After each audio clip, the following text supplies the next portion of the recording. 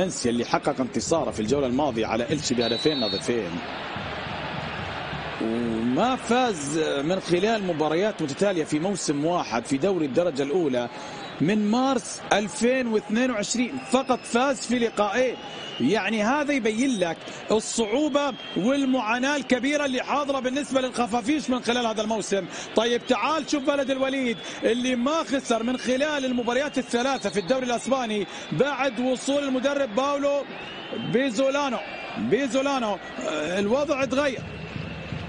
الوضع اتغير وتغير كثير من خلال بلد الوليد، لأنك تتكلم على فوزين وتعادل، وهو أول مدرب لبلد الوليد اللي ما ينهزم في مباراة الثلاثة الأولى في الدوري الأسباني بعد المدرب خافيير كليمنتي في 2010. فاز في لقاء وتعادل في لقاءين. هذا يبين لك احنا أمام مدربين اثنين قادمين وبقوة، روبن باراخا بالإضافة إلى باولو بيزولانو.